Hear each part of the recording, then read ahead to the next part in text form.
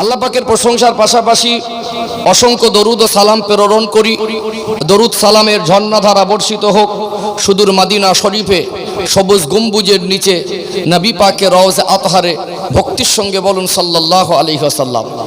সম্মানিত উপস্থিতি, আমার পূর্বে আপনারা গুরুত্বপূর্ণ আলোচনা শ্রবণ করছিলেন।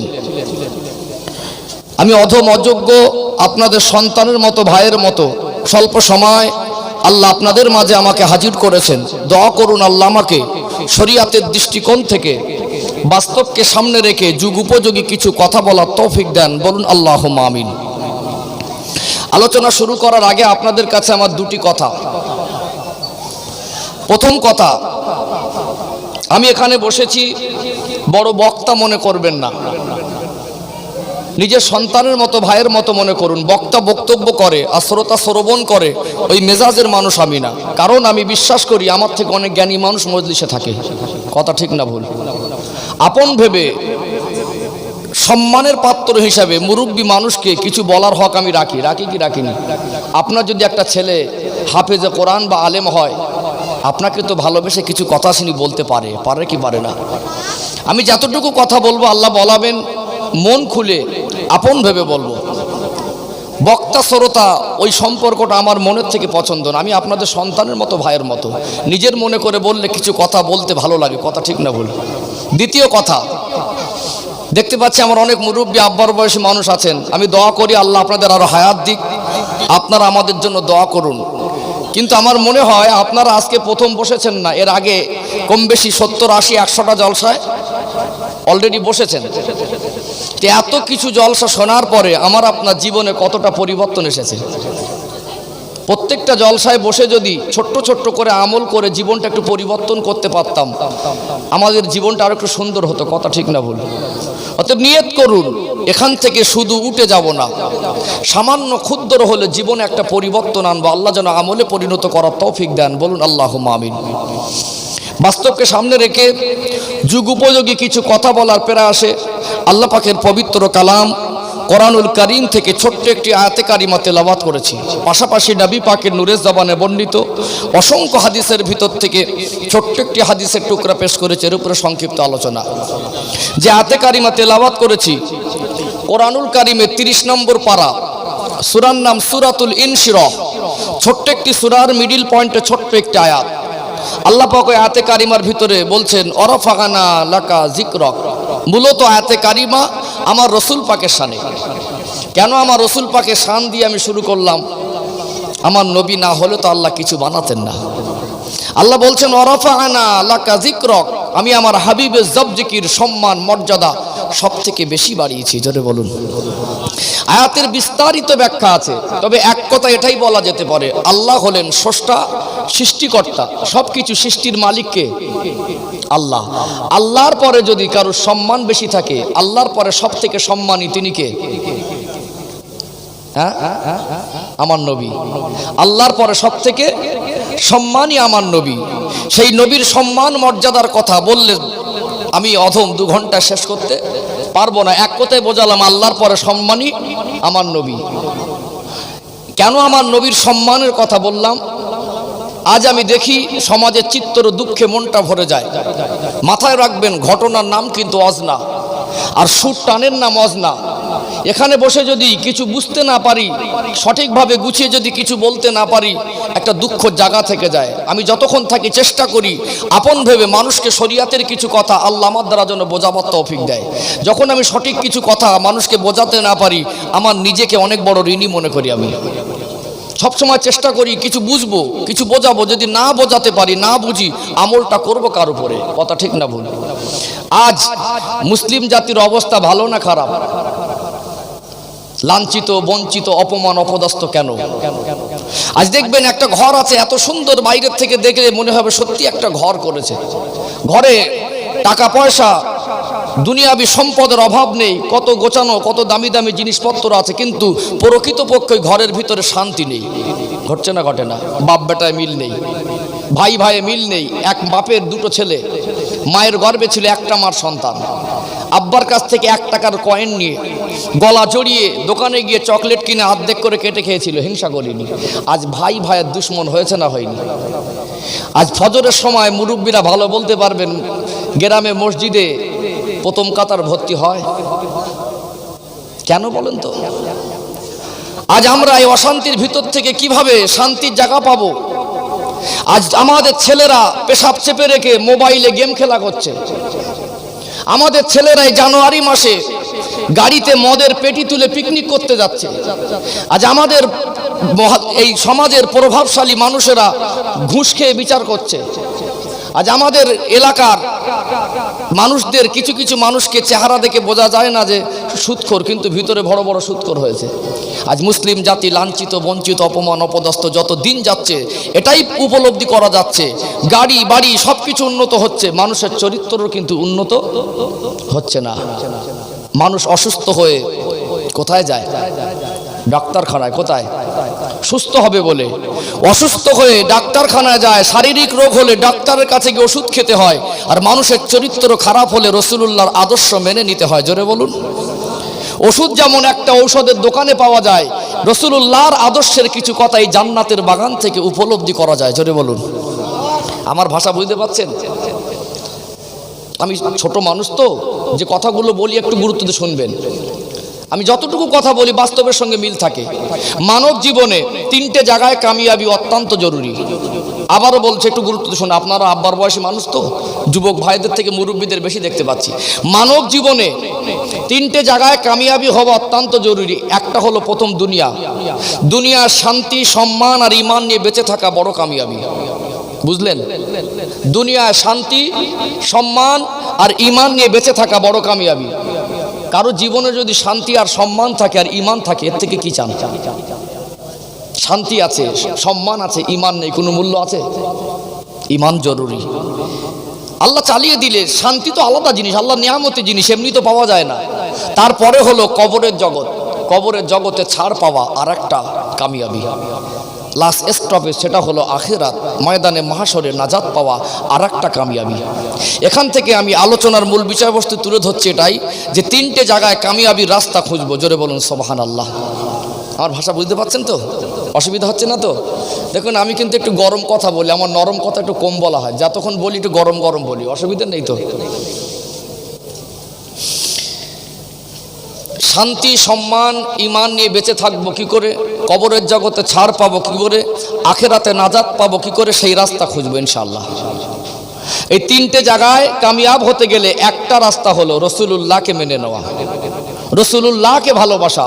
আমার নবীর ভালোবাসি, আমার নবীর ভালোবাসি জিকির করার নাম নবীর ভালোবাসা নয়।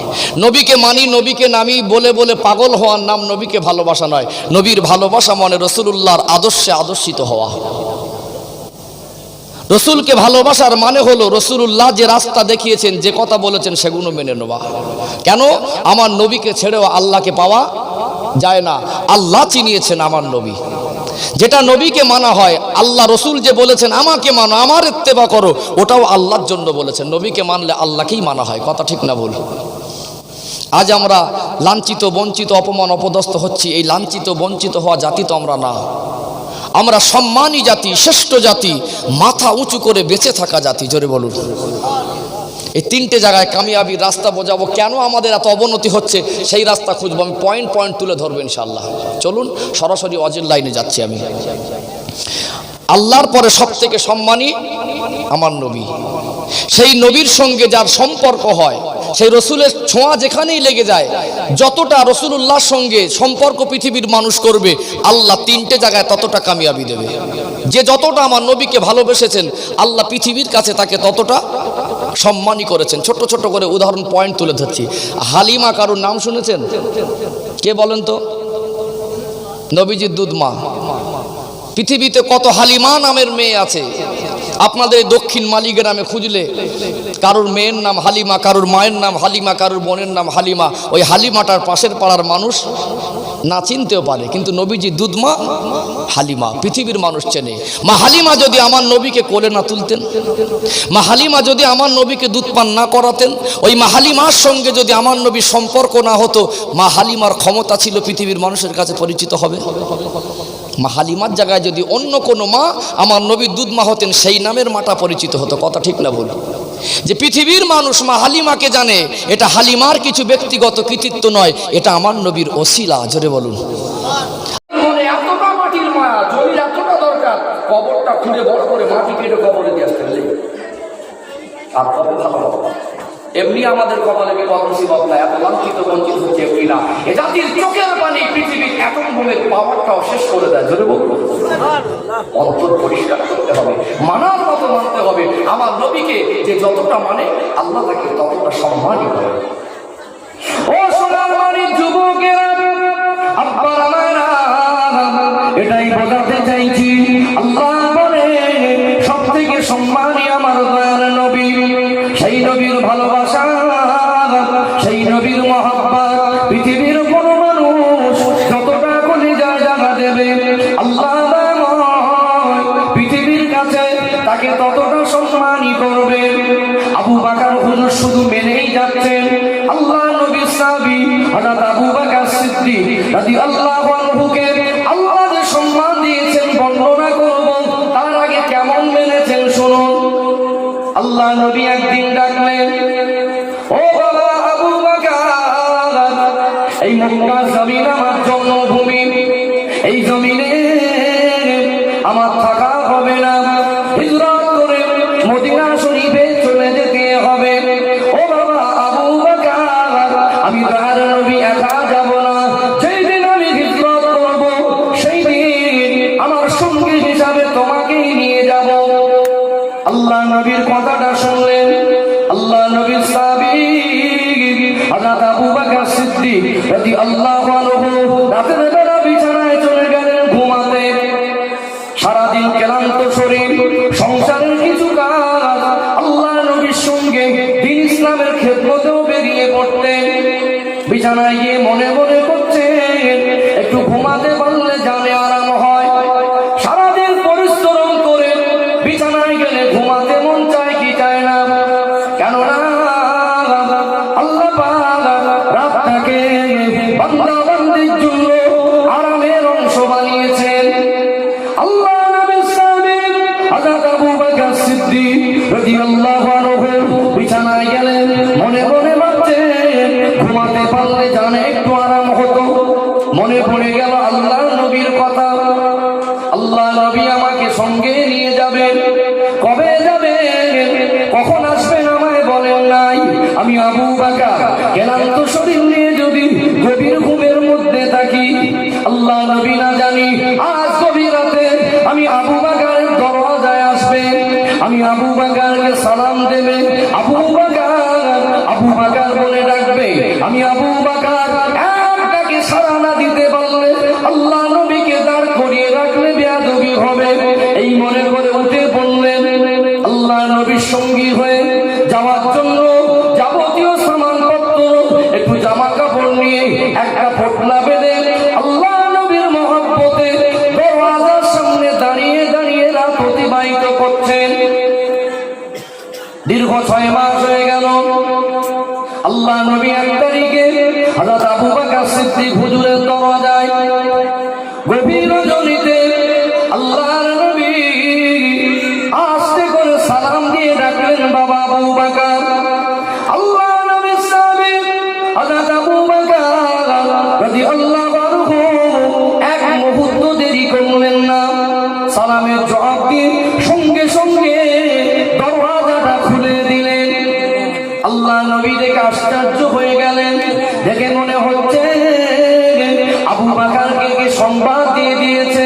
সেই সময় তো মোবাইল ফোন ছিল না, একেবারে তৈরি হয়ে আছে। আল্লাহ নবী জিজ্ঞাসা করলেন, ও বাবা আবু বকর, তোমায় দেখে মনে হয় কে যেন তোমায় সংবাদ দিয়েছে, তুমি একেবারে তৈরি হয়ে আছো। অমনি চোখ থেকে টপ টপ টপ টপ করে পানির তুষার গড়িয়ে যায়।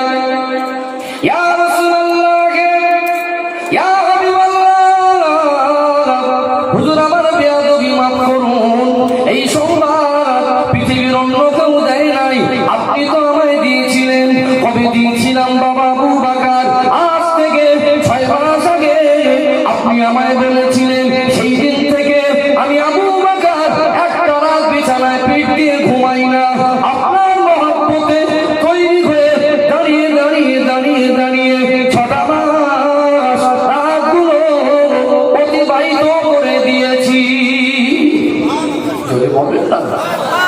তাকবীর, নারে তাকবীর। চোখ থেকে টপ টপ করে পানি ঝরছে। আমি গভীর রজনীতে ঘুমিয়ে থাকতাম, ক্লান্ত শরীর নিয়ে আল্লাহ নবী ডাকবেন, আবু বকর করে।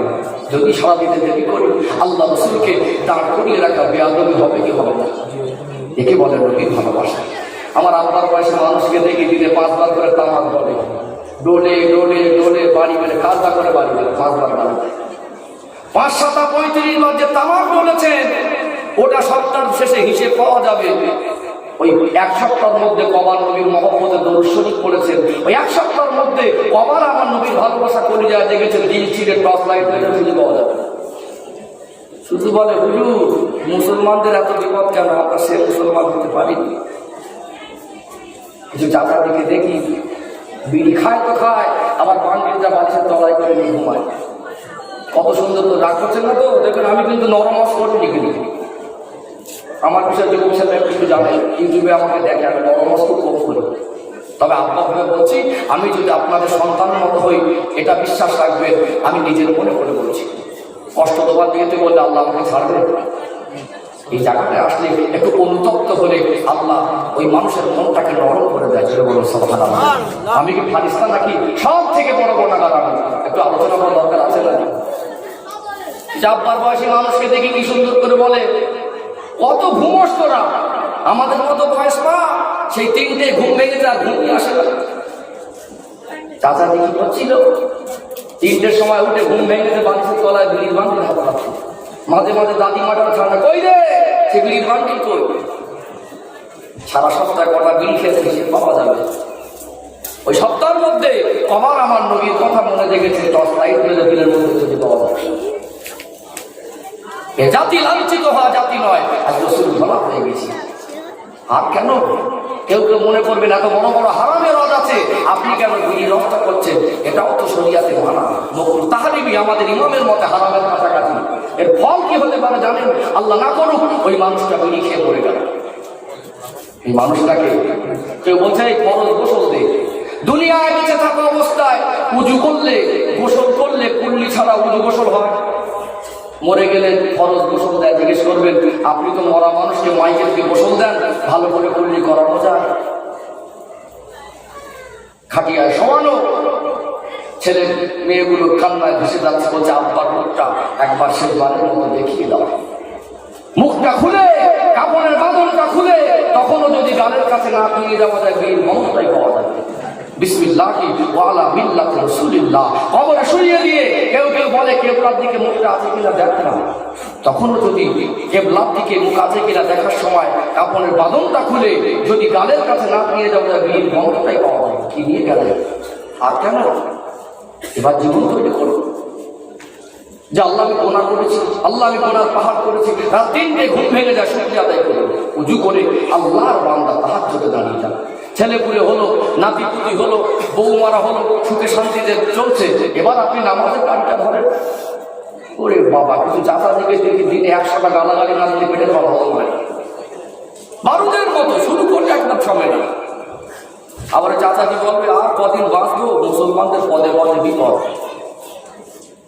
নবীকে ভালোবাসে, যে যতটা ভালোবাসে আল্লাহ পৃথিবীর কাছে তাকে ততটা সম্মানই করে। চলে বলো সুবহানাল্লাহ। ও সোনার যুবকেরা, আব্বার আমারা রাগ করবেন না, বুঝবেন না, একটু বাস্তব উপলব্ধি করার চেষ্টা করুন।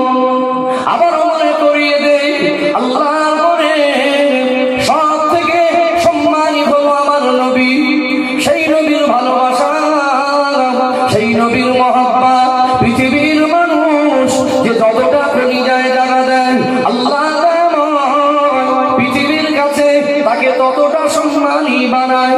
আল্লাহ নবীকে মানা কাকে বলে? আল্লাহ নবীর সাহাবী হযরত আবু বকর সিদ্দিক রাদিয়াল্লাহু আনহু পৃথিবীর মানুষকে দেখিয়ে দিয়ে গেলেন। অনেকে বলে আবু বকর সিদ্দিক গরীব সাহাবী, জীবনী পড়ে দেখে নেবেন তার প্রাথমিক জীবনটা গরিবী জীবন ছিল না। আল্লাহ নবী হিজরত করে মদিনা শরীফে গেলেন। আল্লাহ নবী যে জায়গায় মদিনা মসজিদে নববী শরীফ নির্মাণ করেছেন, ওই জায়গাটা ছিল দুটো এতিম বাচ্চার জায়গা। আল্লাহ নবী বললেন, ও বাবা সাহাবীরা,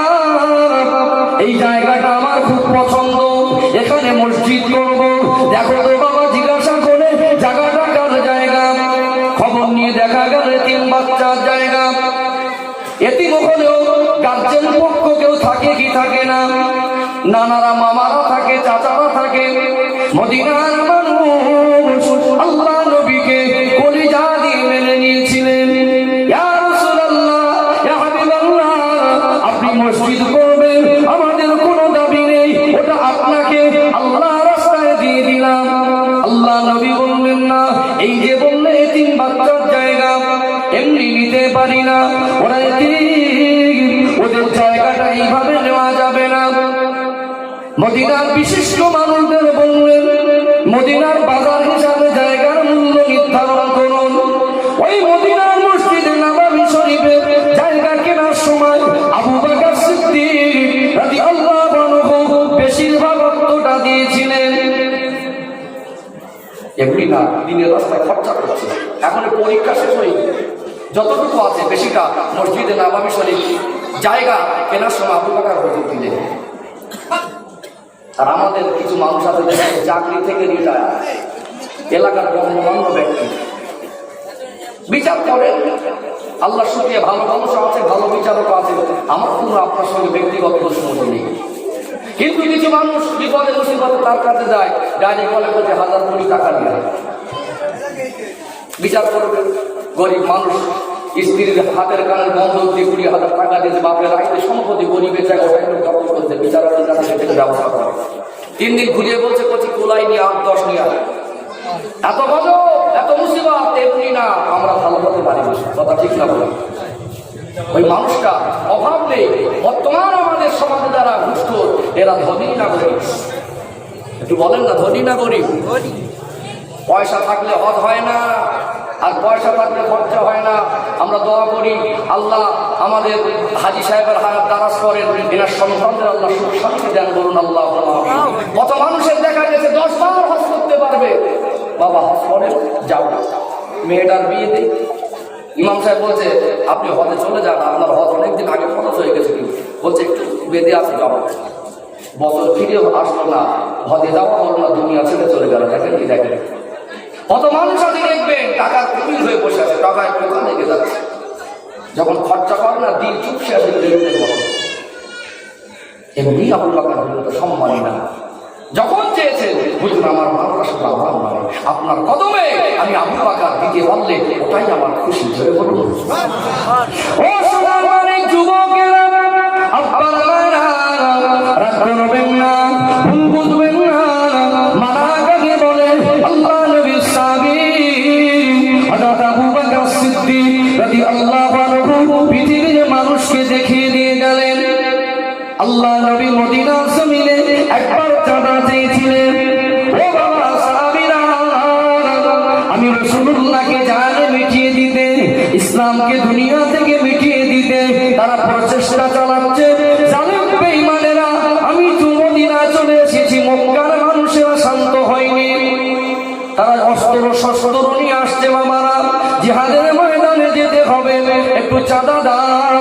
সাহাবায়ে কেরামেরা সাধ্য মতো চাঁদা দিলেন। আজ আবু বকর হুজুর সেই ধনী নেই, ঘরে চলে গেলেন। ঘরের ব্যবহারের জিনিস ছাড়া জমা করা কিছু নেই। ভাবতে লাগলেন আল্লাহ নবী চেয়েছেন কি দেব, কি রেখে যাব। জমা করা তো বেশি কিছু সম্পদ নেই। ব্যবহারের জিনিসগুলো ছোট্ট একটা গাঁটুরিতে বেঁধে আল্লাহ নবীর কদমে হাদিয়া করে দিয়েছিলেন। জোরে বলুন। পরীক্ষা যেটা ব্যবহারের জিনিস, ওটাকে নিয়ে রাসূলুল্লাহর কদমে দিলেন। এলাকার অবস্থা শুধু আপনাদের এই এলাকার কথা বলছি না, মুসলিম জাতির অবস্থা এত করুণ হবার মূল কারণ আমরা উপর থেকে মুসলমান অন্তরটাকে নবীর মানার মতো অন্তর তৈরি করতে পারিনি। আমি ভাবি ওই মানুষগুলো আর কবে ভালো হবে। এমন এমন এলাকায় সূক্ষ্ম রয়েছে না, উজালা করা সাদা জামা, ফার্স্ট কাতারে নামাজ পড়ে, দাঁড়িয়ে এরকম বড় বড়। ইমাম সাহেব যখন দোয়া করে না, এত সুন্দর করে আমিন বলে, মনে হবে এই লোকটা দোয়াটা খাঁটি দোয়া। বলছি লোকটা তো ভালো বলে, হুজুর জানেন না ভিতরে ক্যাংড়া পাওয়া যাবে। কি ব্যাপার দিব? চাষাদের খাটে না করে না চলে হুজুর, আপনি জানেন? বলছে লোক পাঠান যে 10,000 টাকা লাগবে, ফিরবে না। দেয় বলে কচি দিচ্ছি, যেন কারোর কাছে বলিস, যেন কারোর কাছে টাকা লাগে তাহলে বলিস। আমি যে তোকে দিচ্ছি এই কথাটা মানুষের কাছে গল্প করিস নি, যদি কারোর টাকার প্রয়োজন হয় তাহলে করতে পারিস। 10,000 নাও, মাস গেলে 1,000, 1 লাখ টাকা খাতায় মাসে 10,000 করে বিছানায় ঘুমিয়ে ঘুমিয়ে চিন্তা করে, তাই তো খাতা খুলে খুলে দেখে রাত্রিবেলা কাল কার বাড়ি যাওয়া যায়। তাহলে চাচা দিন খুব খাওয়া টান যাচ্ছে, কটা দিন যা করে বলছে সুদের টাকা নেবে 10,000 টাকাটা করে মাসে এমনি মুসিবত আমাদের কথা নেই। আমরা আল্লাহ বলা হয়ে গেছি, নবীকে মানার মতো কোনো কথা হতে পারিনি। পৃথিবীর মানুষকে আবু বকর দেখিয়ে দিয়ে গেলেন আল্লাহর নবীকে মানা কাকে বলে। তার শেষ পর্যন্ত সর্বস্বটা রাসূলের কদমে দুনিয়াবি সম্পদও দিলেন, তার জানমালও দিলেন। সেই গাছের ঘটনা আপনাদের মনে আছে, পায়ের সাপ এসে কামড়েছিল, কি কারণে? জান দিয়ে রাসূলকে ভালোবেসেছিল। ও সোনার যুবকেরা, আপনারা এটাই বোঝাতে চাইছিলাম, আল্লাহ পরে সব থেকে সম্মানী আমার দয়ার নবী, সেই নবীকে যে যতটা ভালোবাসে আল্লাহ পৃথিবীর কাছে তাকে ততটা সম্মানী করে। আজ ইরাকে চলে যাবেন, ইরানে চলে যাবেন, রোম পারস্যে চলে যাবেন, কুয়েত বাহরাইনে চলে যাবেন, আমেরিকা লন্ডনে চলে যাবেন, চীন জাপানে চলে যাবেন, ভারত পাকিস্তানে যাবেন, পৃথিবীর কোনায় কোনায় যেখানে মুসলমান আছে আল্লাহ নবী সাহাবী হযরত আবু বকর সিদ্দিক রাদিয়াল্লাহু আনহুর নামটা সেখানে আমার আল্লাহ পাক পৌঁছে দিয়েছেন। জোরে বলুন। পৃথিবীর মুসলমানকে জিজ্ঞাসা করবেন আবু বকর নামে কাউকে চেনেন কি? পাওয়া যাবে কি যাবে না? অন্তর থেকে শ্রদ্ধা সম্মান এমনি আসে। তিনি এই দুনিয়া করে আশ্রয় দিয়ে হাতটাকে এইভাবে খরচা করেছে, তার জানমাল সময়টা রাসূলের কদমে দিয়েছে, আল্লাহ তাকে পৃথিবীর কাছে সম্মানী করেছে। যতটা মানে ততটা সম্মান। এতদিন শুধু নবীকে মেরেছেন, আল্লাহ কি উপহার দিচ্ছেন? আল্লাহর নবী কম বেশি 2 লক্ষ সাহাবা ছিলেন। 2 লক্ষ সাহাবার ভিতরে আল্লাহ 10 জন সাহাবাকে জান্নাতের সার্টিফিকেট দিয়েছিলেন বেঁচে থাকা অবস্থায়। এই 10 জন জান্নাতি সাহাবীকে আশারায়ে মুবাশশারা বলা হয়। এই 10 জন জান্নাতের সার্টিফিকেট প্রাপ্ত সাহাবীর ভিতরে সর্বপ্রথম আল্লাহ নবী যাকে জান্নাতি বলে ঘোষণা করেছিলেন তিনি অন্য কেউ নয়, তিনি হলেন আল্লাহর নবীর মহব্বতের সাহাবী আবু বকর। আল্লাহ পুরস্কার দিলেন। কি পুরস্কার? নবীকে মেনেছো, মানার মতো মেনেছো, পৃথিবীর বুকে বেঁচে থাকা অবস্থায় জান্নাতের সার্টিফিকেটটা আমার রাসূল সর্বপ্রথম তোমাকেই দিয়ে দিলেন। দ্বিতীয় সম্মান দিচ্ছে। সম্মানের কথা অনেক বলবো, জাস্ট কয়েকটা পয়েন্ট বোঝাবার জন্য বল, যাতে আমরা কিছু বুঝতে পারি। কথা ঠিক না বলি? আল্লাহ নবীকে মেনেছেন, আল্লাহ তেমনি তাকে সম্মান দিয়েছেন। কেমন সম্মান আল্লাহ দিলেন? আল্লাহ নবীর ইন্তেকালের পূর্বে জ্বর হলো, আল্লাহ নবী হুজুর আমার অসুস্থ হয়ে পড়লেন। আল্লাহ নবী হুজুর আস্তে আস্তে কমজোর জয়ীফ হয়ে যাচ্ছেন, শরীরটা দুর্বল হয়ে যাচ্ছে। আল্লাহ নবী ওই অবস্থায় উযু করে মদিনা মসজিদে নববী শরীফে নামাজে যাচ্ছেন। কেননা আল্লাহ নবী যে জায়গায় দাঁড়িয়ে দাঁড়িয়ে নুরানি কদম মোবারক রেখে নামাজ পড়ান, ওই জায়গায় আল্লাহ নবীর বেঁচে থাকা অবস্থায় দাঁড়াবার সাহস কার হবে? বেয়াদবি হবে। আল্লাহ নবীর জায়গায় দাঁড়িয়ে কেউ কি ইমামতি করার সাহস পাবে? আল্লাহ নবীকে কোনদিন নামাজের জন্য ডাকতে হয়নি। আল্লাহর নবী হুজুর যদি দেরি করেন পৃথিবীর কোন মানুষের পাওয়া দেওয়া হয়নি। আল্লাহ নবীকে নামাজের জন্য ডেকে আনো, ডাকা যাবে? আল্লাহ নবীকে তার জীবনে কোনোদিন নামাজের জন্য ডাকতে হয়নি। জোরে বলুন সুবহানাল্লাহ। কেন? তিনি নামাজটাকে আল্লাহ দরবার থেকে মানুষকে দিয়েছিলেন, তারা কিন্তু ডাকবেন। তিনি নামাজের জন্য মানুষকে ডেকেছিলেন, কিন্তু আল্লাহ রাসূল ওইভাবে যাচ্ছেন অসুস্থ শরীরে। কেন? মনের কষ্টটা মনে রাখছেন, আমার শরীর দুর্বল হয়ে যাচ্ছে, আমার সাহাবীদেরকে যদি আমি বলি এরা চিন্তিত হয়ে পড়বে। আল্লাহ রাসূল যাচ্ছেন কষ্ট করে, কিন্তু রাসূল দেরিও যদি করে নামাজের জন্য কাউকে পারমিশন দিয়ে ডেকে আনে। কিন্তু বরং আমার নবী যদি কাউকে ডাকে ফরজ নামাজে থাকলেও নামাজ ছেড়ে ডাকে সাড়া দিতে হবে। জোরে বলুন সুবহানাল্লাহ। শরীয়তের মসলা হলো কোন সাহাবী যদি আসরের 4 রাকাত নামাজে নিয়ত করে আর আল্লাহর নবী যদি গিয়ে দাঁড়ায় 2 রাকাত হয়েছে, রাসূলুল্লাহ যদি সাহাবীর নাম ধরে ডাকে, শরীয়ত বলছে ফরজ নামাজও যদি হয় নামাজ ছেড়ে দিয়ে নবী পাকের দাঁড় করিয়ে রাখা যাবে না, কথা বলতে হবে। জোরে বলুন কেন? নবী না হলে তো নামাজ হতো না। ফরজ নামাজ দাঁড়িয়ে আছে, এমএলএ ডাকুক, এমপি ডাকুক, মন্ত্রী ডাকুক, রাজা ডাকুক, রাষ্ট্রপতি ডাকুক, প্রধানমন্ত্রী ডাকুক, পৃথিবীর মানুষের ডাকে ফরজ নামাজ ছাড়া যাবে না। হ্যাঁ, শরীয়ত অনুমতি দিয়েছে যদি এরকম কানে আওয়াজ আসে, ঘরে আগুন লেগেছে অথবা ছোট বাচ্চা পুকুরে পড়েছে, ব্যতিক্রম মশলা আছে, তখন ছাড়তে পারেন। কিন্তু মানুষের ডাকে ফরজ নামাজ ত্যাগ করা, ফরজ নামাজরত অবস্থায় কথা বলা যাবে না। কিন্তু আল্লাহ রাসূল যদি ডাকে, শরীয়ত বলছে 2 রাকাত হয়েছে ছাড়ো, কথা বলো। আল্লাহ রাসূলকে দাঁড় করে রাখা যাবে না। কথা বলার পরে নতুন করে নিয়ত করতে হবে না। আমার নবী দরবার থেকে এসে যেখান থেকে ছেড়েছিল ওখান থেকে শুরু করলে আল্লাহর কাছে কবুল হয়ে যাবে। জোরে বলুন। কিছু বুঝতে পারলেন? সেই নবীকে নামাজের জন্য ডাকা যাবে?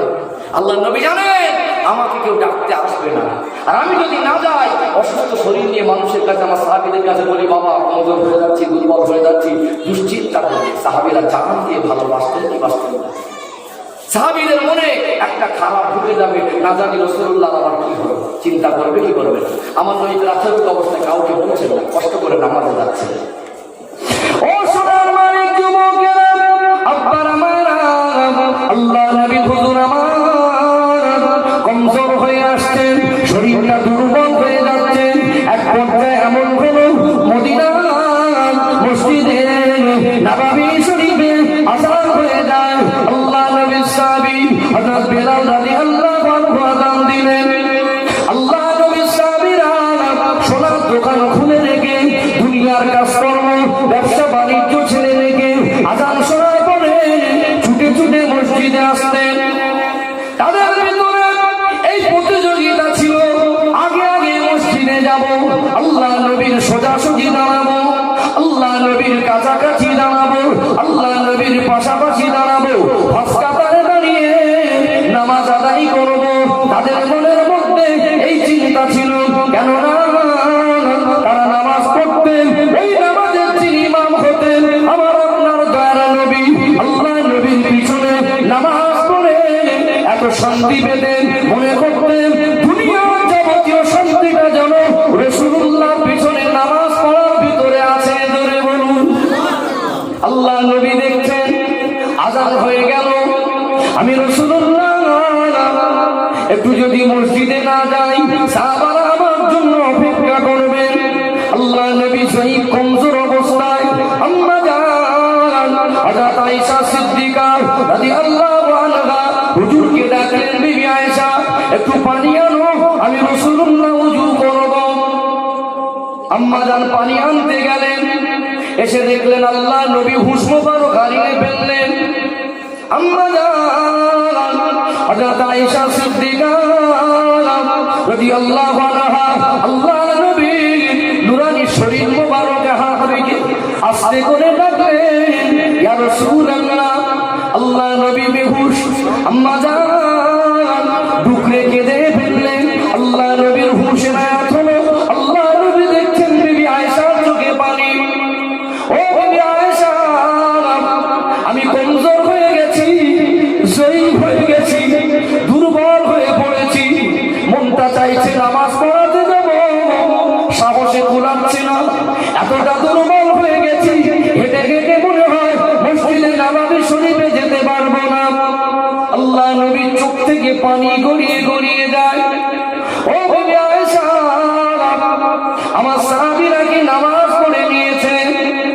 ইয়া রাসূলুল্লাহ, ইয়া হাবিবাল্লাহ, আপনাকে ফেলে আপনার সাহাবীরা কি করে নামাজ পড়বে? আপনার জায়গায় দাঁড়িয়ে কে ইমামতি করবে? আল্লাহ নবীর চোখ থেকে পানি গড়াচ্ছেন। ও বিবি আয়েশা, আমার মনে হয় আমি নামাজ পড়াতে আর যেতে পারবো না, চলে যান, একটু খবর দিয়ে দেন আপনার আম্মা জান আবু বকরকে একটু খবর দেন, আমি রাসূলুল্লাহর জায়গায় দাঁড়িয়ে দাঁড়িয়ে যেন ইমামতি করে।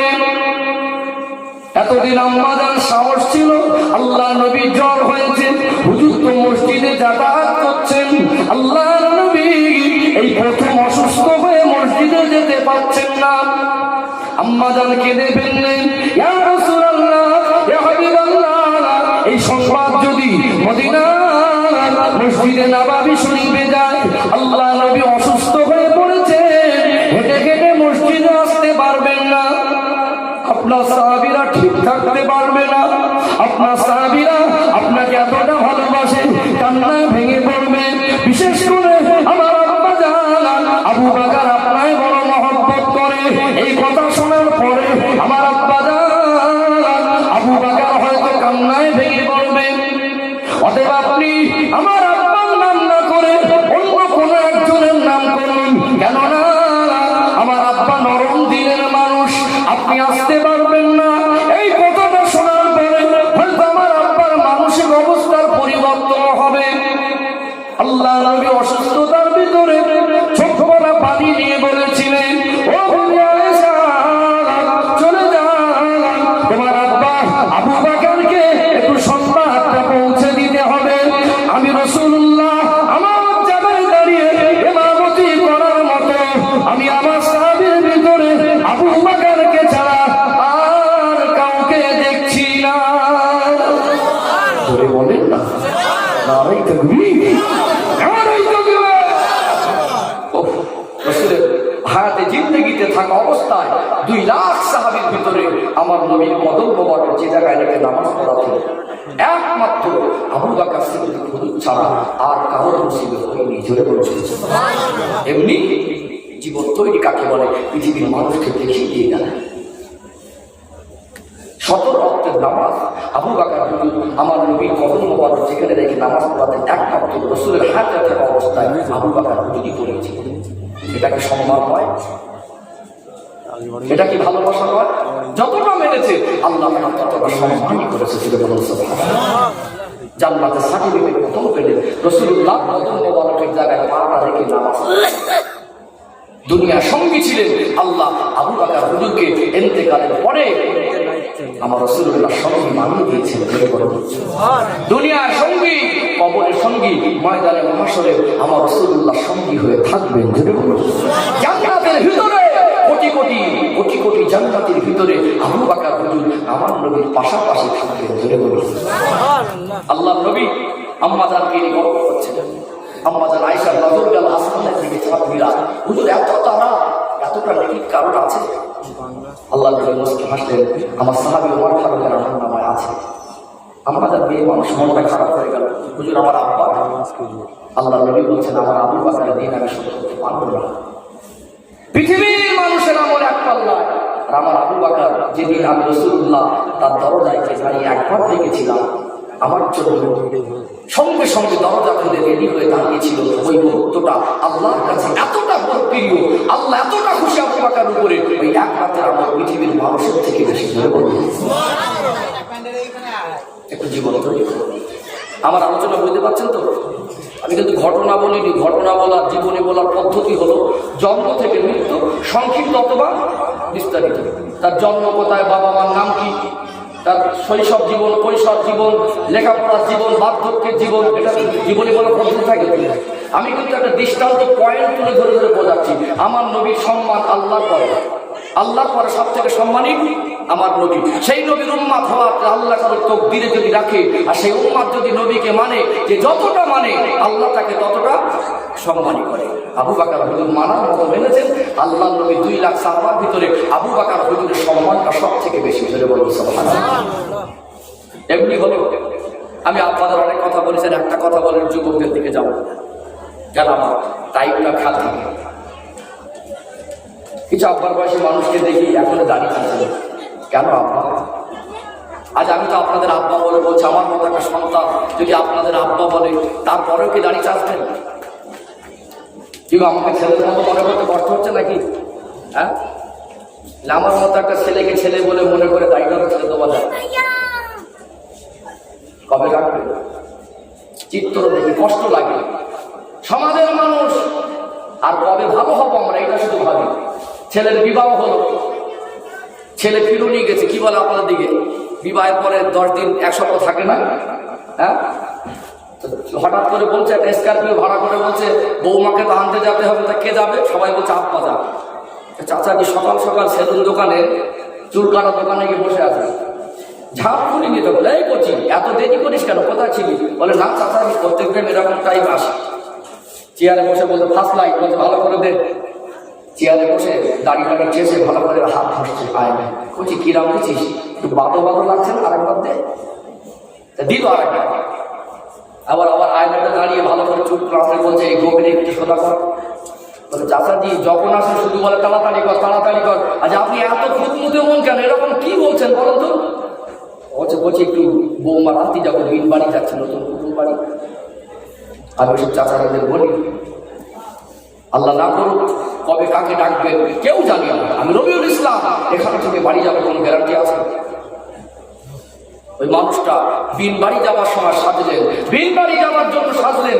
আমরা যে দুনিয়া ছেড়ে কবরে যাবে একটু সাজা দরকার আছে না? কি আছে না নেই?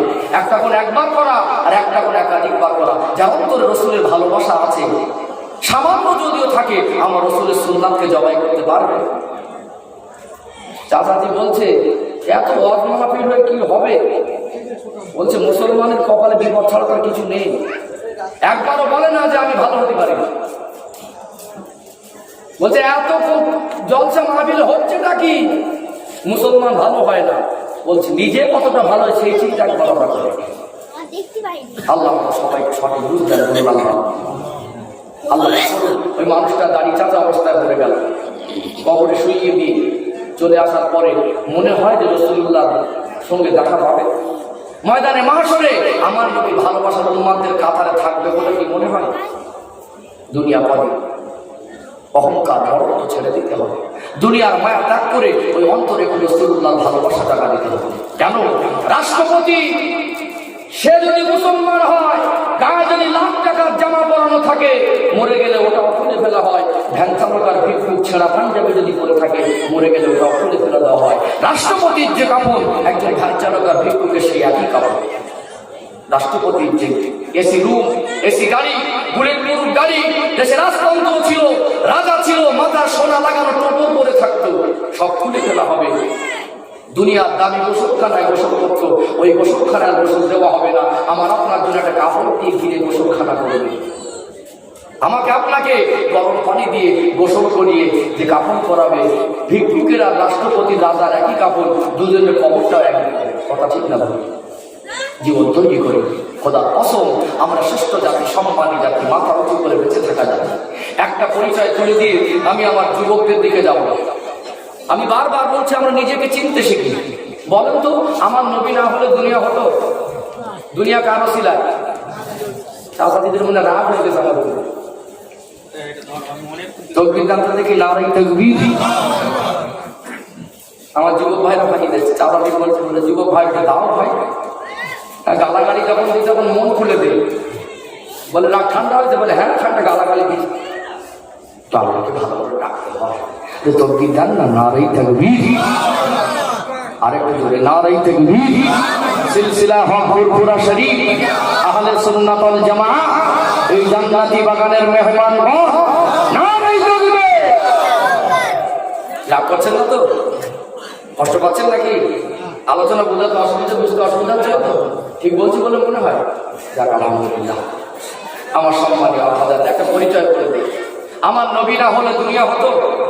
একটু হাসি মুখে একটু হ্যাঁ দেবেন। চুপচাপ বসে থাকলে মনে করবো আমাকে পর ভাবছে। আমার দ্বারা হয় না, ক্যাসেটের মতো বকে যাবো, আমার দ্বারা হয় না। আমি বলি এমন জলসা যায়, এ মাথার থেকেও মাথা জলসা লোক দেখা যায় না। আল্লাহ শুকরিয়া, আপনাদের মতো মহান ব্যক্তির দোয়া।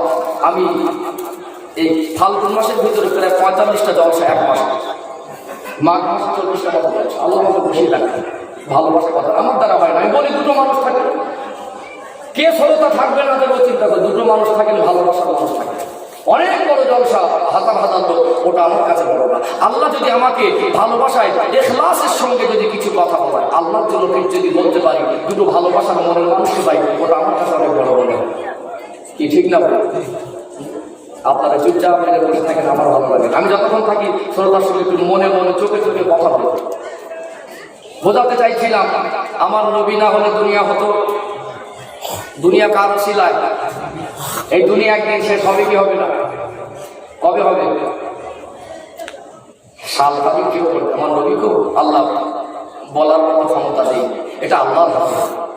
তবে আমার রাসূলুল্লাহ কিছু আলামত, কিছু নমুনা, কিছু নিদর্শন বলে গেছে। যতদিন দুনিয়ায় একজোড়া ইমানদার, খাঁটি ইমানদার, আল্লাহ বলা, সেজদা করনেওয়ালা, নবীকে মাননেওয়ালা উম্মাত থাকবে, ততদিন দুনিয়া জমিনটাও থাকবে। ধরে বলুন, একজোড়া ইমানদার থাকা অবস্থায় দুনিয়া জমিনটা ফানা হবে না, আল্লাহ তাকে আগে ডেকে দেবেন। এটা বোঝাতে চাইছি, নবী না হলে দুনিয়া হতো না। নবীর মাননেওয়ালা, কলেমা পড়নেওয়ালা, সেজদা দেনেওয়ালা এই মুসলমান নামক ইমানদার না থাকলে দুনিয়া জমিনটা, যাদের ওসিলায় দুনিয়া জারি আছে, যে নবীর ওসিলায় দুনিয়া সৃষ্টি হয়েছে, সেই নবীর মাননেওয়ালা আছে বলে দুনিয়ার জমিনটা আছে। সেই নবীর মাননেওয়ালাদেরকে আজ মাথা হাত করে লাঞ্ছিত বঞ্চিত হওয়ার কথা? আমরা আছি বলে দুনিয়া আছে। আমরা যতদিন থাকবো দুনিয়া ততদিন থাকবে। আমাদের ওসিলায়, আমাদের নবীর ওসিলায় কুলকায় না, তাই তো? আমাদের ওসিলা আল্লাহ দুনিয়াতে রেখেছে। আমরা যদি মার খাই, আমরা যদি ভাই ভাই হিংসা করি, আমরা যদি আরেকজনের পিছনে কাটি মারি, আমরা যদি মদ খাই না সুদ খাই, আমরা যদি হারাম করে, বুঝতে হবে আমরা সেই আমরা হতে পারি না। উপর থেকে আমরা, আমাদের ভিতরটা সেই আমরা করতে পারি। এত বড় পরিচয়। তারপরে মার খাচ্ছি, বুঝতে হবে আমরা ভালো হতে পারি। আল্লাহ আমাদের সঠিক বুঝে আমরা করা তৌফিক দান করুন। আল্লাহ আমি মুরব্বীদের অনেক কথা বলেছি, কষ্ট লাগলে ক্ষমা করে দেখবেন। আমি একটু যুবকদের দিকে যাব, তার আগে আবার দরুদ শরীফ আল্লাহুম্মা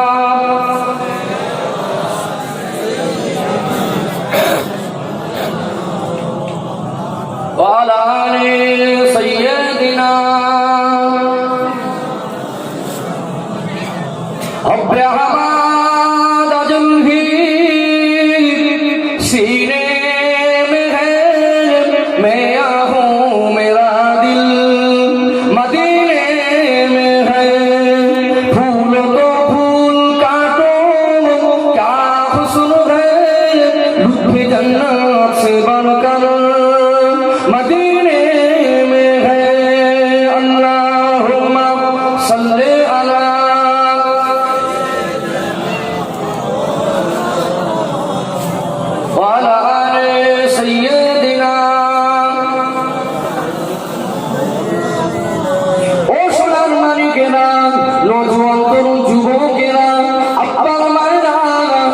বোঝাতে চাইছিলাম, আল্লাহ করে সব থেকে সম্মানী হল আমার নবী। সেই নবীর ছোঁয়া, সেই নবীর ভালোবাসা পৃথিবীর কোন মানুষ যদি কলিজায় জায়গা দিতে পারে, আল্লাহ নবীকে পৃথিবীর কোন মানুষ যদি বেশি বেশি ভালোবাসতে পারে, আল্লাহ নবীকে যে যতটা ভালোবাসে, আল্লাহ পৃথিবীর কাছে তাকে ততটা সম্মানী বানিয়ে দেয়। জোরে বলুন, আল্লাহ নবীকে ভুলে দুনিয়ায় শান্তি পাবেন না, আল্লাহ নবীকে ভুলে কবরে ছাড় পাবেন না, আখিরাতেও নাজাত পাবেন না। অস্থায়ী জীবনে শান্তি, সম্মান আর ঈমান নিয়ে বেঁচে থাকতে গেলে, কবরের জগতে ছাড় পেতে গেলে, আখিরাতে নাজাত পেতে গেলে একটা রাস্তা হলো আল্লাহ নবীকে কলিজা দিয়ে মেনে নেওয়া। নবীকে মানি, নবীকে মানি, জেগে করার নাম নবী মানা না। নবীর ভালোবাসি, নবীকে ভালোবাসি, এই কথা নিয়ে বদনামি করার নাম নবীর ভালোবাসা নয়। নবীর ভালোবাসার মূল অর্থ হলো আল্লাহ আর আল্লাহ রাসূলের আদেশ আর নিষেধটাকে মেনে নবী পাকের তরিকায় জীবন তৈরি করা। যতটা মানবেন তিনটে জায়গায় ততটা কামিয়াব হবেন। দুনিয়ার শান্তি, সম্মান, ঈমান নিয়ে বেঁচে থাকবেন, কবরের জগতে ছাড় পাবেন, আখিরাতে নাজাত পাবেন। আল্লাহ নবী সাহাবীদের জীবন আদর্শ থেকে শিক্ষা নেন। আল্লাহ নবী সাহাবী হযরত বিলাল রাদিয়াল্লাহু আনহু দুনিয়ার মানুষের কাছে ঘৃণার পাত্র ছিল। আমি কালো, আপনি কালো, ওই কালো নয়, চেহারাটা এত কালো, হানির তলার মতো কালো, একবার দেখলে দ্বিতীয়বার দেখতে মন চায় না। তার ব্যক্তি স্বাধীনতা বলে কিছু ছিল না, পরাধীন জীবনে ছিল। সে ছিল ক্রীতদাস আর গোলাম। আজ বেলাল হুজুর দুনিয়ার মানুষের কাছে ঘৃণিত ছিল। সেই মানুষ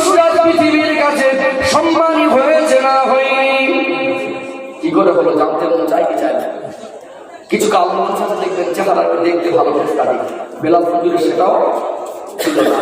আর আমার যুবক ভাইদেরকে বোঝাবার জন্য বলছি বেলাল হুজুরের কথা, আমার যুবক ভাইদের দৃষ্টি আকর্ষণ করছে। যুবক ভাইরা কিরিত দাস গোলাম কাকে বলে একটু বোঝাচ্ছি। মাঝে মাঝে দেখবেন এখন কিছু কিছু মার্কেট শহরের পাশে খালি মাঠে দুচালা পেপার দিয়ে 20 জন 30 জন করে মানুষ থাকে না, ওদের বাড়িতে একটা ভালো জিনিস কিনবো, একটা জায়গায় থাকবো, সেই চিন্তার মানুষ ওরা না। 2 মাস থাকে, 1 মাস থাকে, আবার ওই লোকা কম্বল নিয়ে চলে যায়।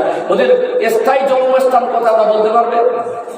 ভারত হলো স্বাধীন রাষ্ট্র, এই ভারতের সংবিধান আছে, বিচার ব্যবস্থা আছে, এদেরকে কেউ কিছু বলে না। কিন্তু আল্লাহ নবী তো সেই আনার আগের মুহূর্তটাকে, আগের সময়টাকে কি বলা হয়? জাহিলিয়াতের যুগ, তাই তো? সেই সময় আল্লাহর কাবা তওয়াফ করতো ছেলে মেয়ে একসঙ্গে উলঙ্গ অবস্থায়। সেই জাহিলিয়াতের যুগে বাপ বেটা মদ খেয়ে একটা মহিলার সঙ্গে জেনা করতো। সেই সময় মানুষ এত হিংস্র ছিল, জ্যান্ত মেয়েকে আব্বা খবর দিত নিজে হাত। সেই সময় ছিল কবিলা তন্ত্র, খানদান তন্ত্র, গোত্রতন্ত্র, অমুক খানদানের মোড়ল মাতব্বর উনি, এরকম ভোটাভুটি নেতা, এইরকম সংবিধান, এরকম বিচার কিছু ছিল না। আমাদের দেশ পরিচালনা হয় সংবিধানকে সামনে রেখে, তাই তো নাকি? সংবিধান ছিল না, স্বাধীন বলে কোনো দেশ ছিল না, কোনো রাষ্ট্র ছিল না, যার সেই খানদানের মোড়ল মাতব্বরে পরিচালনা করত। আর এই মানুষগুলো যারা যাযাবার, এদেরকে ধরে এনে কাজে লাগাতো। প্রতিবাদ করার মতো কেউ ছিল না, যে আমি যা করছি করছি, তোরটা তুই কর। এই কিরিত দাস গোলাম বানানো হতো, ভারী ভারী কাজ দিত, না পারলে চাকর দিয়ে মারত। শুধু দুঃখের জীবন, পরাধীন জীবন, ব্যক্তি স্বাধীনতা বলে কিছু ছিল না। আমাদের জীবনে কিছু ব্যক্তি স্বাধীনতা আছে না নেই? দেখবেন মাঝে মাঝে আমাদের চাষ হয়, সবজি চাষের এলাকা নাকি, পটলে 1 বছর খুব লস হয়েছে। আব্বা বলছে, বলে কচি কালে সকাল সকাল উঠে বাবা একটু মাঠে যাবে, খেতে যাবে। উঠে ছেলেটা আমার কাছে এরকম হচ্ছে, মা কি বলছে, ছেলে যাবে না, শরীরটা ভালো কষ্ট হচ্ছে, যাবো না বলার একটা জায়গা আছে না নেই? আছে না? খুব রোদ ধরে আব্বা কাজ করছে মাঠে দিকে, ছেলেটা শুধু মনে চোখ চাওয়াচাবি করছে। আব্বা দেখে বুঝে করে আমার ছেলেটা কষ্ট হচ্ছে, বলছি তুই বাড়ি যা, তুই বাড়ি যা, বলে না? মায়া করার মানুষ আমাদের আছে, আছে না? বেলাল হুজুর ছিলেন কিরিত দাস। কিরিত দাসদের ব্যক্তি স্বাধীনতা বলে কিছু ছিল। মরিব ভারী ভারী কাজ দিচ্ছে, পারবো না বললে মা, আর শরীরটা ভালো লাগে না, করবো না বলার জায়গা ছিল না। দুঃখ কষ্ট, জীবনে শুধু বেদনা আর বেদনা। আল্লাহ নবী নবুয়ত পেলেন, দ্বীন ইসলামের প্রচার করছেন। ওই বেলাল পরাধীন জীবনে গোলাম কিরিত দাস হয়ে আল্লাহ নবীর ভালোবাসাটা করে জায়গা দিয়ে দিলেন। আল্লাহ নবীর সাহাবী হযরত বেলাল রাদিয়াল্লাহু আনহু গোপনে গোপনে লুকিয়ে লুকিয়ে আল্লাহর নবীর দরবারে গিয়ে হাজির হয়ে গেলেন। ইয়া রাসূলুল্লাহ, ইয়া হাবিবাল্লাহ, আমি বেলাল, দুনিয়ার মানুষ আমায় ঘৃণা করে, আমার ব্যক্তি স্বাধীনতা বলে কিছু নেই, আমার জীবনে শুধু দুঃখ আর বেদনা। আমার দুঃখ দুনিয়ায় বোঝার মতো মনে হয় কেউ নেই। আমার মতো কিরিত দাস, আমার মতো কালো হাবশী, আমি কি আপনার কাছে এসে আপনি ইসলাম প্রচার করছেন, আপনার হাতে হাত দিয়ে কলেমা পড়ে মুসলমান হতে পারবো? আল্লাহ নবী দুঃখ কষ্টের কথা শুনে আল্লাহ নবী কেঁদে ফেললেন। বেলাল হুজুরকে সান্ত্বনা দিলেন, ও বাবা বেলাল, আল্লাহ আমি নবীকে বিশ্ববাসীর জন্য রাহমাতুল লিল আলামিন করেছে। আল্লাহ নবী হাতটা বাড়িয়ে দিলেন। বেলাল কালো হাবশী আল্লাহ নবীর নূরের হাতে হাত রেখে ঈমানের কলেমা পড়ে মুসলমান হয়ে গেলেন। এতদিন ছিল ঘৃণা পাত্র কালো হাবশী, আজ রাসূলুল্লাহর হাতে হাত দিয়ে ঈমান এনেছে। আজকে শুধু বেলাল আল্লাহর নবী সাহাবী বেলাল কলেমা পড়েছে, ঈমান এনেছে, আজ থেকে রাসূলুল্লাহ সাহাবী। কিন্তু কিরিত দাস থেকে গেছে। গোপনে গোপনে খবর হচ্ছে, বেলালের মনিবের কাছে খবর গেল বেলাল কলেমা পড়েছে। আপনি মুহাম্মাদের দুশমনী করছেন, ইসলামের দুশমন, মনিবকে গান ভাঙাচ্ছে, এসব এসব থাকে না, থাকে না? আপনি আল্লাহর নবীর দুশমনী করছেন, মুহাম্মদ রাসূল সাল্লাল্লাহু আলাইহি ওয়াসাল্লাম জানেন খবর, আপনার মনিব লুকিয়ে গিয়ে কলেমা পড়েছে। বেলালকে ডাকলে, বেলাল সত্যি কথা বল, তুই নাকি কলেমা পড়েছিস? এতদিন ছিল বেলাল ঈমান হারা, রাসূলুল্লাহর হাতে হাত দিয়ে ঈমান পেয়েছে। ঈমানদার কোনদিন পৃথিবীর কোন শক্তির কাছে মাথা নত করে না। জোরে বলুন সুবহানাল্লাহ। দুনিয়ার মানুষ ঈমানদারের একটা পশমে আঘাত করতে পারে না। জোরে বলুন সুবহানাল্লাহ। কেন? আল্লাহ যদি কাউকে পরীক্ষা করে ব্যতিক্রম, জামানার মুজাদ্দিদের সিনার ভিতরে গোবরডাঙ্গা সেজে বাবু বন্দুকের গুলি ঢুকেছিল না। দুনিয়ার মানুষ চিনতে ভুল করলে আশিকে রাসূলকে দুনিয়ার শক্তি চিনতে ভুল করিনি। যখন বন্দুকের গুলিটা ঢুকে দাদা বাবুকে আদা বলেছিল গোবরডাঙ্গা সেজে বাবু বন্দুক খারাপ হয়নি, তোর মাথা খারাপ হয়েছে। এত ভালোবাসতেন আমার নবীকে জামানার মুজাদ্দিদ হাজী ইসহাক সাহেব রাহমাতুল্লাহ আলাইহি পায়ে হেঁটে হেঁটে হজে যেতেন। আল্লাহ নবীর সঙ্গে দিদার নসিব হয়ে যেত। আল্লাহ নবী বলতেন, হাজী ইসহাক সাহেব পুরপুরায় গিয়ে আমার আবু বকরকে আমি রাসূলুল্লাহ সালামটুকু বলে দিও। জোরে বলুন কেন? আমার আবু বকর রাতের বেলা উঠে তাহাজ্জুদ করে আমার গুনাহগার উম্মতের জন্য হাত তুলে চোখের পানি ফেলে দোয়া করে। জোরে বলুন। এমনি মানুষ যতই চালাকি করুক, নবীর ভালোবাসার অন্তর যদি তৈরি করতে পারেন, দুনিয়ার মানুষের এটম বোমের শক্তিটা ওখানে গিয়ে নত হয়ে যায়। জোরে বলুন সুবহানাল্লাহ। কিছু বুঝতে পারছেন?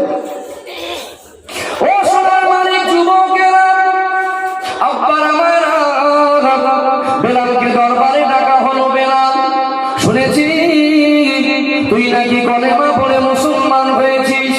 বেলাল এতদিন মাথা ঘাট করে শুনতো, আজ ঈমানওয়ালা হয়েছে। আল্লাহর নবীর হাতে হাত দিয়ে ঈমানের কলেমা পড়ে মুসলমান হয়েছে। মনিবের চোখে চোখ রেখে বলেছিল, মনিব অল্প সময়ের ভিতরে আমার নবী আমি বেলালকে এত ভালোবাসা দিয়েছে, ওই ভালোবাসাটা পৃথিবীর মানুষের কাছে লুকাতে পারবো না। জোরে বলুন।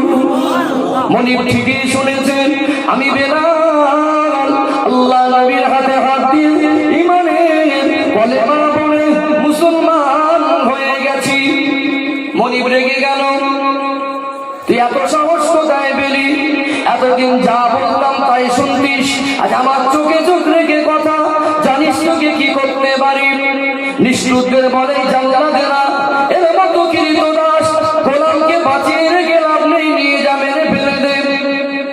আল্লাহ নবীর সাহাবী হযরত বেলাল হুজুরের হাতে পায়ে দড়ি বেঁধে মক্কা জমিনে মরুভূমি লাল কাকরের বালু মাটি উপর থেকে টেনে টেনে ঘিসড়ে ঘিসড়ে নিয়ে যায়। শরীরের চামড়া গোশতগুলো মরুভূমির লাল কাকরের বালুতে ঘিসড়ে ঘিসড়ে ক্ষত বিক্ষত হয়ে যায়।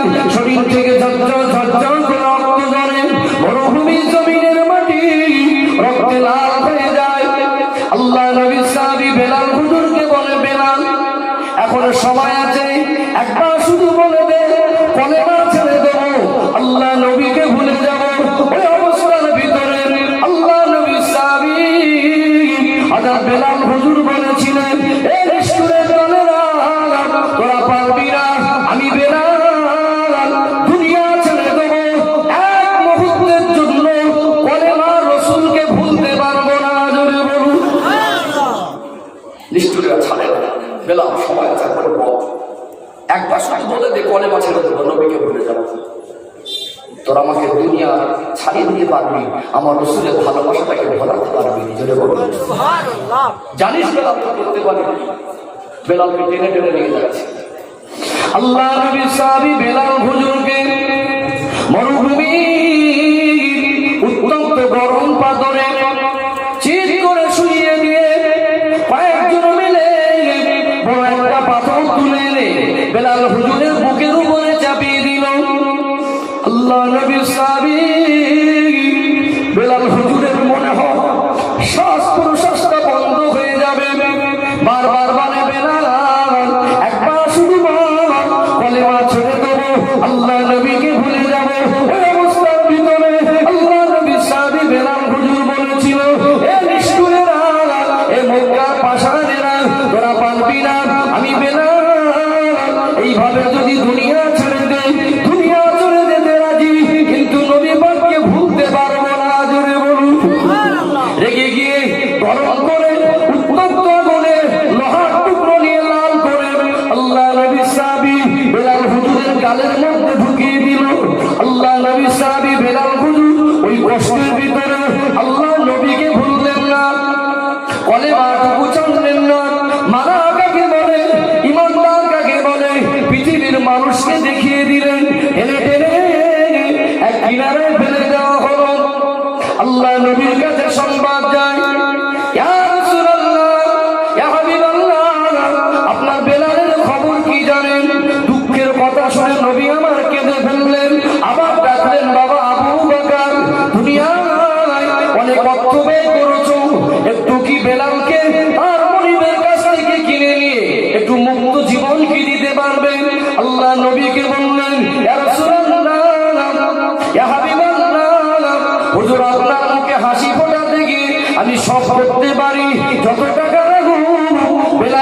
মনিবের কাছ থেকে কিনে বেলালকে মুক্ত জীবন দিয়ে দেব।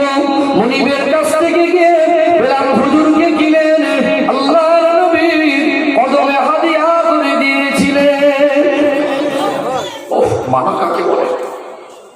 এত কষ্ট, এত জুলুম, এত অত্যাচার, দুনিয়া একদিকে, জান একদিকে, ঈমান আর নবীর ভালোবাসা একদিকে। দুনিয়া ছেড়ে দিতে চেয়েছিলেন, রাসূলকে ভুলেননি। জোরে বলুন সুবহানাল্লাহ। এতদিন ছিল পরাধীন জীবনে। আবু বকর হুজুর যখন তার মনিবের কাছ থেকে কিনে এনে আমার নবীর কদমে দিয়ে দিলেন, আজ তো আর বেলাল কি দিত লাশ নেই। আজ তো শুধু বেলাল নয়, আল্লাহর নবীর সাহাবী বেলাল। যদি বেলাল হুজুর আমার নবীকে নাম আনতেন, ভালো না বাসতেন, তাহলে বেলাল হুজুরের নামটা পৃথিবীর মানুষ জানতো? কি ছিল আর কি হলো? জন্মগতভাবে মুসলমান ছিল না। আজ আমরা নামাজ পড়িনি বলে হুজুরা তেলাচ্ছে, বাবা নামাজ পড়ো, বাবা নামাজ পড়ো, ভালো হও, ভালো হও। তারা নিজের থেকে ভালো হয়েছিল, ভালো হয়েছে বলে তাদের মার খেতে হয়েছে। কথা ঠিক না বলুন? আজ আমার যুবক ভাইরা শুধু বলে আল্লাহ আমার দিকে দেখেন, বলছে সংসারে শান্তি নেই, হুজুর কাছে তাবিজ দাও, সংসারে শান্তি আছে না? আর ছেলেগুলোর বলি, তোমরা আমার ভাই, পেশাব চেপে রেখে ফ্রি ফায়ারে বেঁধে থাকো, মার মার, মসজিদ আজান হচ্ছে, মানে প্যারাশুটে মার, ওদের মানে ভাষা আলাদা। অনলাইনে খেলা করছে, পেশাব চেপে রেখে, যখন পেশাব করছে তখন কোন দিকে ঘুরে? পশ্চিম দিকে ঘুরে। পানি নেয় না।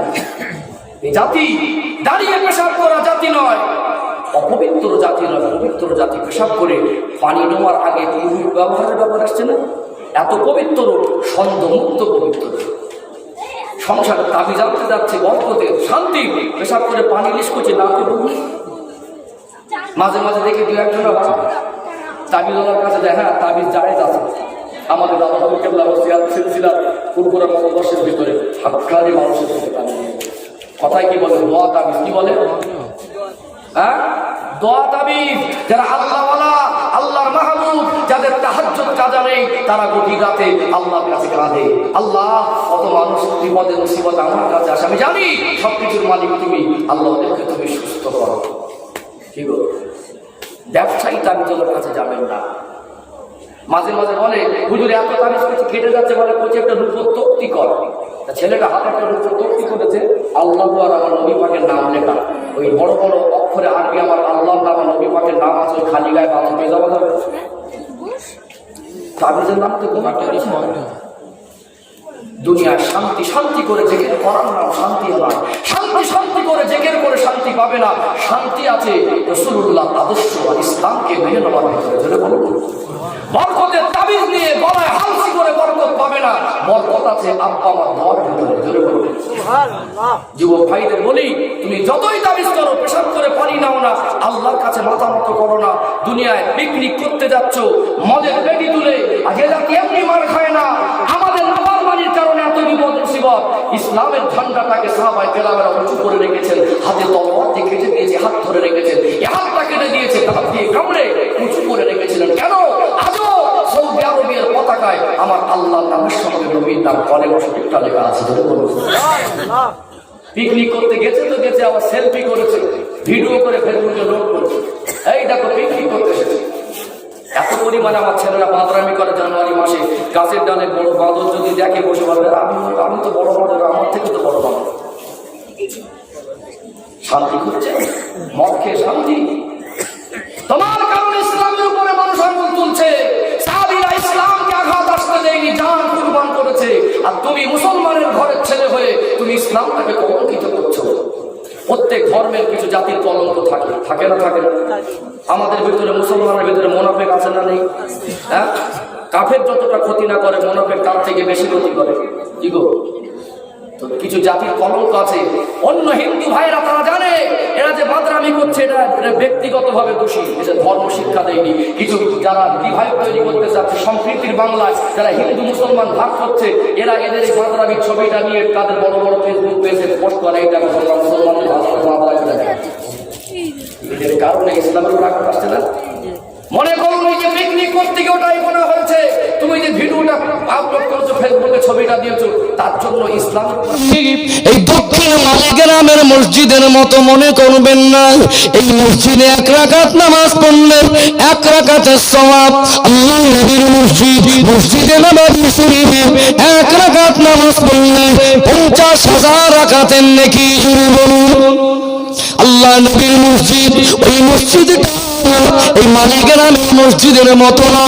মা বাইনা মিম্বারি ওয়াজাতি ওয়াজাতুল রিয়াজুল জান্নাহ।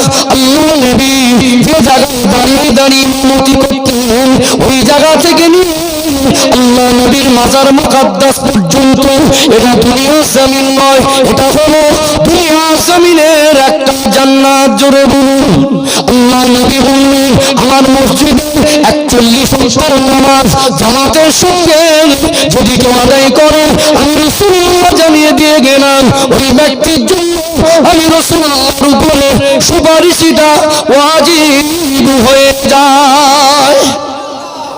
এমনি যে মসজিদের অংশ জান্নাতের টুকরা, যে মসজিদে 41 ওয়াক্ত নামাজ পড়লে রাসূলুল্লাহ সুপারিশ ওয়াজিব। হাজী সাহেবদের জিজ্ঞেস করবেন, ফরজ হজে যাক আর ওমরা যাক, কমসে কম 8 দিন মদিনা শরীফে থাকতে হয়, 50টা 41 ওয়াক্তের নামাজ জামাতের সঙ্গে পড়ে আসে।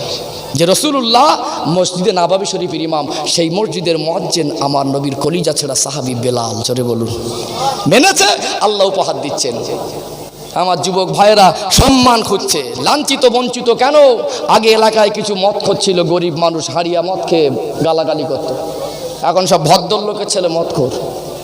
শহর এলাকায় সব ভদ্রলোকের ছেলেরা মদখোর, রাত 11টা 12টার সময় মদ খেয়ে বাড়ি ফেরে। গ্রামের মানুষকে বুঝতে দেয় না, দামি টাকার মদ খায়। মুসলমানের কিছু কিছু মুসলমানের দেখবেন 2 পয়সা হলে না, নেয় মেয়ের পিছনে আর নেয় মদের পিছনে। কোথায় যে রোগ! শুধু বলে আমাদের পদে পদে বিপদ, বিপদ আমাদের পদে পদে না, আল্লাহ আমাদের সম্মানের দরজা খুলে রেখেছে, সেই রাস্তা আমরা চলতে পারিনি। ইসলামটাকে আমরা বুঝিনি, আমাদের পরিচয়টুকু হারিয়ে ফেলেছি। আবারও বলছে, আমি বলছিলাম একটা ডাক্তার চেম্বার খুলেছে, সে মুরগির ডাক্তার না, ছাগলের ডাক্তার না, মানুষের ডাক্তার, বোঝে না ওর কাছে রুগী নিয়ে গেলে সুস্থ হবে না, বরং মরে যাবে।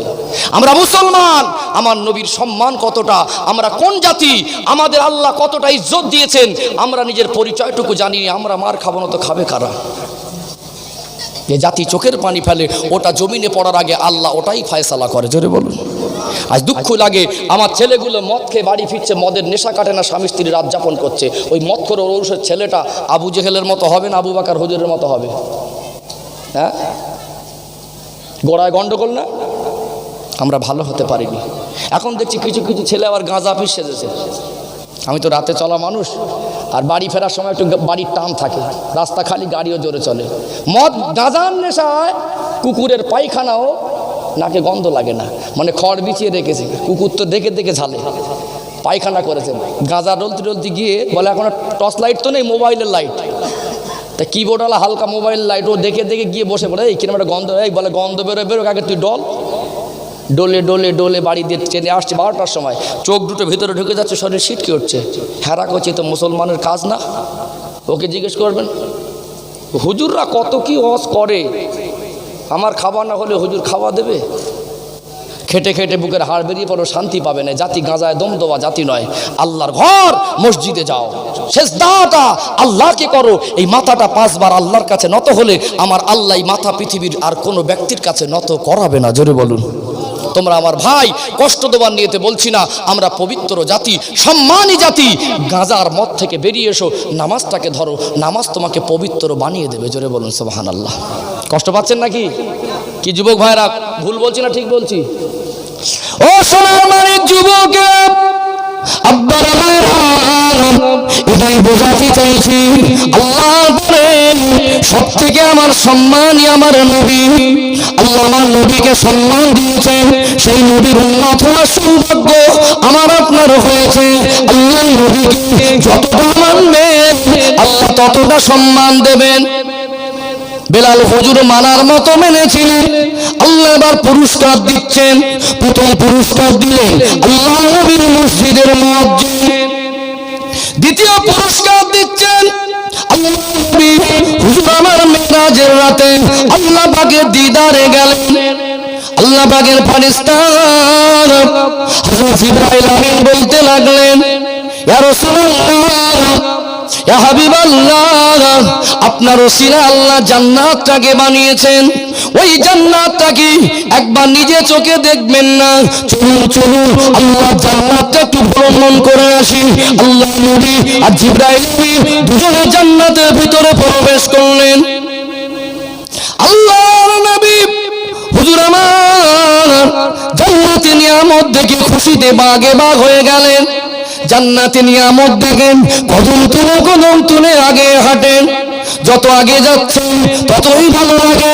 আল্লাহ নবী যত আগে হাঁটেন একটা জিনিস বারবার উপলব্ধি করছেন, এই জান্নাতের ভিতরে শুধু আমি নবী আর জিবরাইল নয়, কেউ যেন আমার পিছনে হেঁটে হেঁটে আসে। কার যেন পায়ের আওয়াজ আমি শুনতে পাই। অন্ধকার রাতে দোকান বাজার থেকে আসার সময় পিছনে কেউ হেঁটে আসলে বোঝা যায় কি যায় না। আল্লাহর নবী হুজুর আমার ভাবতে লাগলেন, এটা তো দুনিয়া নয়, এটা হলো জান্নাত। নিশ্চয় আমি নবী আর জিবরাইল, তবে যেন কে হেঁটে হেঁটে আসে, কার পায়ের আওয়াজ? ওই পায়ের আওয়াজটা কার পায়ের আওয়াজ ছিল? ওই পায়ের আওয়াজটা আল্লাহ নবীর সাহাবী হযরত আবু বকর সিদ্দিক রাদিয়াল্লাহু আনহুর পায়ের আওয়াজ নয়। ওই পায়ের আওয়াজটা আল্লাহ নবীর সাহাবী হযরত ওমর ফারুক রাদিয়াল্লাহু আনহুর পায়ের আওয়াজ নয়। ওই পায়ের আওয়াজটা আল্লাহ নবীর জামাতা জুরাই হযরত উসমান রাদিয়াল্লাহু আনহুর পায়ের আওয়াজ নয়। ওই পায়ের আওয়াজটা শরীফ খোদা হযরত আলী কাল্লাল্লাহু ওয়াজহাহুর পায়ের আওয়াজ নয়।